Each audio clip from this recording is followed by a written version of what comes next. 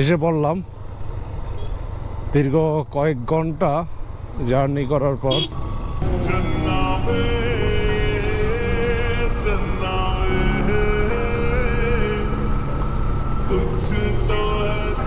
বিশেষত্ব হচ্ছে লাকড়ির চুলায় রান্না করা হয়, গ্যাস ছাড়া। এখানে তো নদীর স্রোত অনেক বেশি, অনেক স্রোত, অনেক।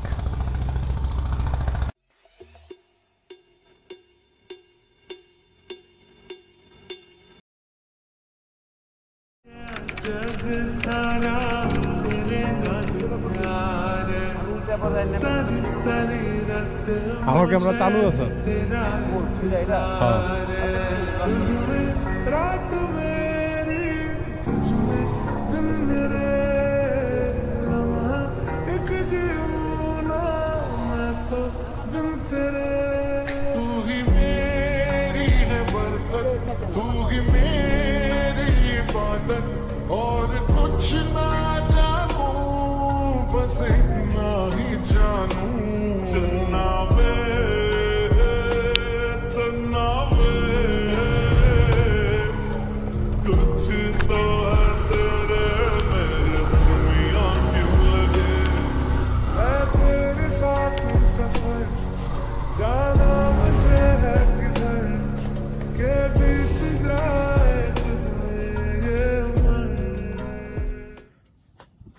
প্রচন্ড রৌদ্র। এই বটতলায় আশ্রয় নিয়েছি। হ্যাঁ, তো এর ভিতরে এই যে দেখেন রিমন ভাই মোটামুটি স্বপ্নের জগতে চলে গেছে ঘুমায়। বাইকগুলি সব এখানে রাখলাম। এখানে অপূর্ব আছে, রুহুল ভাই আছে, ইকবাল আছে, আমরা সবাই এখানে আছি।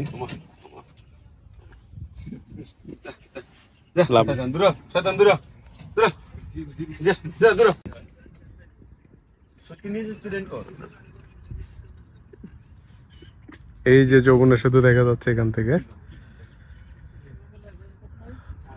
আবহাওয়াটা কেমন একটু ঘোলাটে ঘোলাটে, যার কারণে সবকিছু স্পষ্ট দেখা যাচ্ছে না। তো আমরা আসলে এই জায়গাটাতে এখন গোসল করব। এখানে আসলে গোসল করার চিন্তা ভাবনা করতেছি, কিন্তু বালি এত পরিমাণ গরম যে আসলে পা রাখা যাচ্ছে না। প্রচন্ড গরম, খালি পায়ে হাঁটা যাচ্ছে না।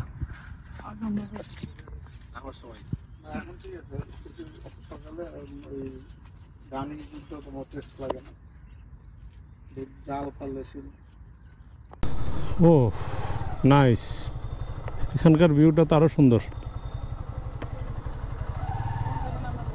এটাই তো সুন্দর। হ্যাঁ,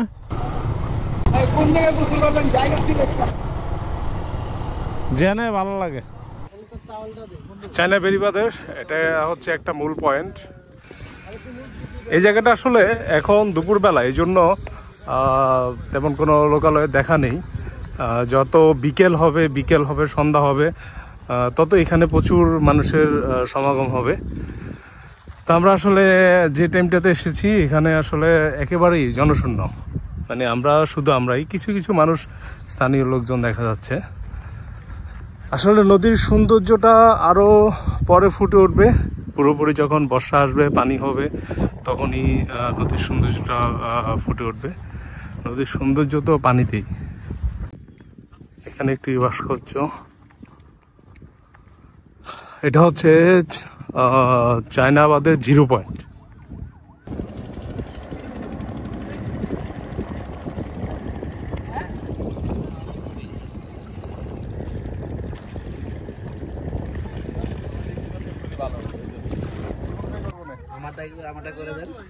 হ্যালো গাইস, আমরা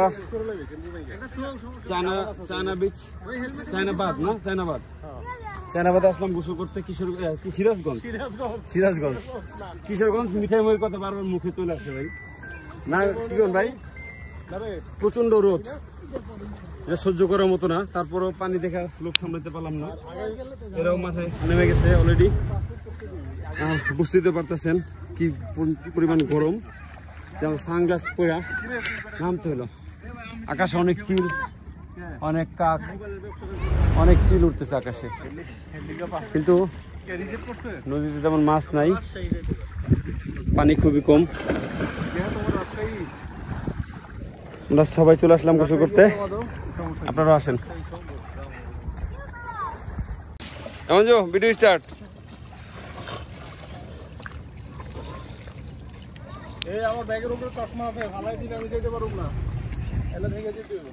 অনেক বাইক কোন দিকে যেতে করে না, অনেক সে বলে নামতাছে, অনেক তোরটা কিন্তু হইতেছে ভিডিও মামা, এই যে খালি গে না, এটা হইতেছে মামা, হয়ে গেছে। লাগবো, রাখ নিচে রাখ। আরে শালা এই আপনার এইটা ভিজাইলাম, হ্যাঁ শালা তোর শ্যাম্পু আতে অভ্যাস কে তো বন্ধু পানি পেলে সমস্যা নেই তো না?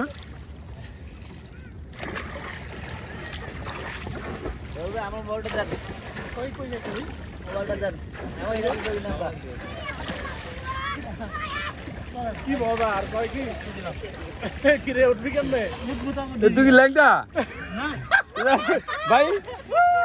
অনেক অনেক না না নাই নাই, ও শর্ট প্যান্ট যাইঙ্গা তো ল্যাংটাই তো মামা। তুমি কি সুইজারল্যান্ড পাইছো? সুইজারল্যান্ড এটা বাংলাদেশ।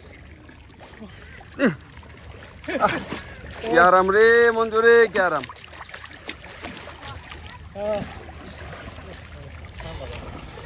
শরীরে যত বাত ব্যথা আছে সব যাবো গা। মোবাইলটা দেন নাকি আমারটা? আচ্ছা আমি একটু খন্ড মঞ্জু খন্ড করে দিয়ে দিস তো বাইরে। না না আমি ফলো করে ভাই ইচ্ছামি করেন, ইচ্ছামি করেন। না না আমরা তো ইতর মানুষ, ইচ্ছামি করেন। না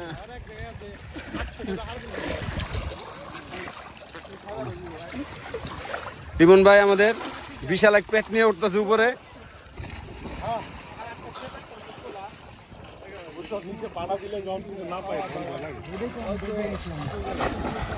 বস্তা রে মোবাইলটা কই যাবো অনেক মামার তোর একটু ভিডিও করি।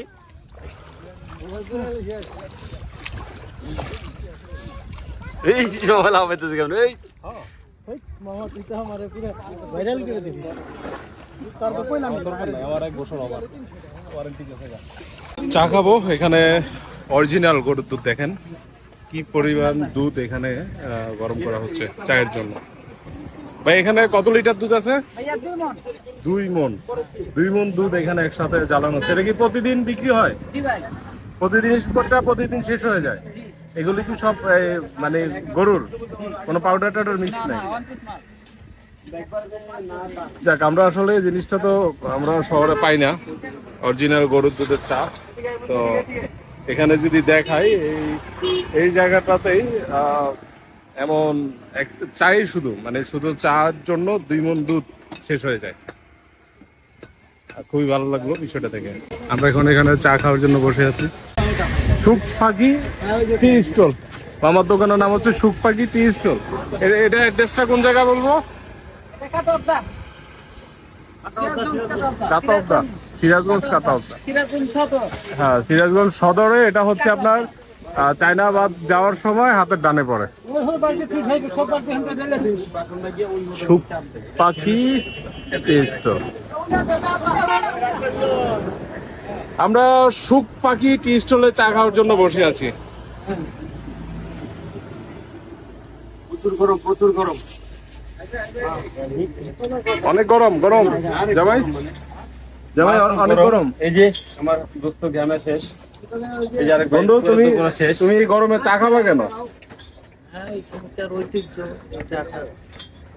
জোরে গাও, জোরে। খুব সুনাম ধন্য চাটা, খুব সুনাম ধন্য এবং নাম করা। মিনিমাম এখানে এজন্য 2 মণ দুধ, 2 মণ দুধ আছে, যা মনে হয় একদিনই এখানে এই 2 মণ দুধ গরম করা হয়। এনায়েতপুর বেড়িবাঁধে আসলাম। তো এখানকার পরিবেশও অনেক সুন্দর, ভালোই লাগতেছে। তো বিষয়টা হচ্ছে এনায়েতপুরে আসলে যে খাবারের যে 2টা হোটেল, এগুলোর জন্যই এখানে মানুষ বেশিরভাগ ভিড় করে। মামা এই হোটেলের নাম কি? রাজার হোটেল। রাজার হোটেল। হ্যাঁ, এই 28 কিলোমিটার চালায় এলাম এনে খাওয়ানোর লেগা। হ্যাঁ এখানে খাবার খুব ভালো। রাজা হোটেলে আসলাম আমরা খাওয়া দাওয়া করতে, কিন্তু যে পরিমাণ ভিড় হ্যাঁ, এই গরমের ভিতর অবস্থা পুরা খারাপ।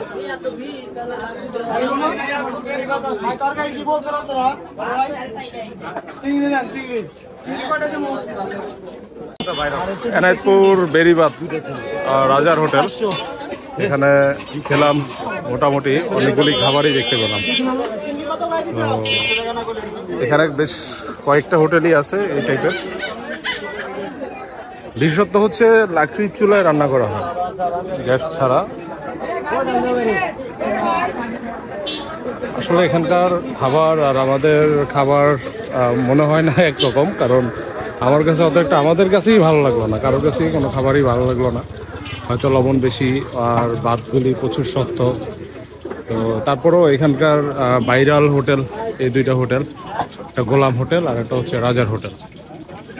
এটা যদি দেখাই গোলামের হোটেল, যেখানে খোলামেলাভাবে খাওয়া দাওয়া হচ্ছে, রান্না হচ্ছে, চলতেছে এভাবেই। আসলে এখানকার ভিতরে হয়তো এটাই হচ্ছে বেস্ট। হ্যাঁ, কিন্তু মানে আমাদের ঢাকা নারায়ণগঞ্জ বলেন ওই সব এলাকার খাবার মতো না। তো খাবার খেয়ে যা বুঝলাম, মোটামুটি মাছের অনেক দাম। হ্যাঁ, মাছের প্রাইসগুলি অনেক হাই। আর এছাড়া যদি বলি গরুর মাংস একটু কম আছে। আর এছাড়া খাবার মোটামুটি যতটা নাম ডাক ওই অনুযায়ী আসলে অতটা ভালো না আর কি। এখন আসলে কেন চলে। এছাড়া এখানে আরও যে কয়েকটা হোটেলে খাবার খেয়েছি, ততটা ভালো লাগেনি আমার কাছে। কিন্তু এখানকার পরিবেশগুলি অপরূপ সৌন্দর্য। নদীগুলি যদি দেখেন, যদিও পানি এখন কম, এখানে যদি ভরা বর্ষাতে আসা যায় তাহলে হয়তো অনেকটা ভালো লাগবে। তো এটাকে বলে এনায়েতপুর বেরিবাদ না, আমাদের এখানে আছে কি এনায়েতনগর, এনায়েতপুর কাছাকাছি নাম। এখান থেকে যদি দেখাই, আসলে এই জায়গাটায় যদি আপনি বিকেলে আসেন, সন্ধ্যায় আসেন, হ্যাঁ, অনেক ভালো লাগবে। ও বাবা, এখানে তো নদীর স্রোত অনেক বেশি, অনেক স্রোত, অনেক। তার মানে এখানে হচ্ছে কয়েকটা নদীর মোহনা। ও, আর যাওয়া যাবে না। এই হচ্ছে এখানকার অবস্থা।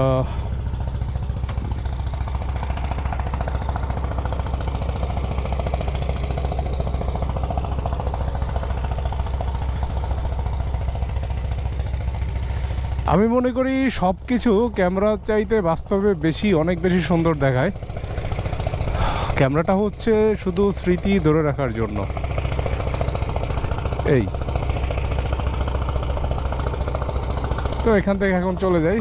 এখানে শুধু আমি আর বলবো এসেছি, আর সবাই এখন আসতেছে। আসলে যে পরিমাণ গরম, আমার মনে হয় ঢাকার থেকে এখানে গরম অনেক বেশি।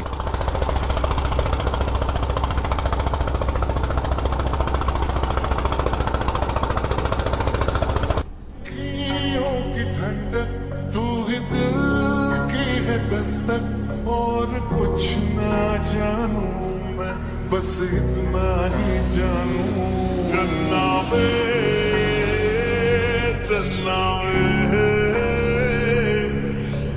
कुछ तो है तेरे मेरे दरमिया क्यों लगे।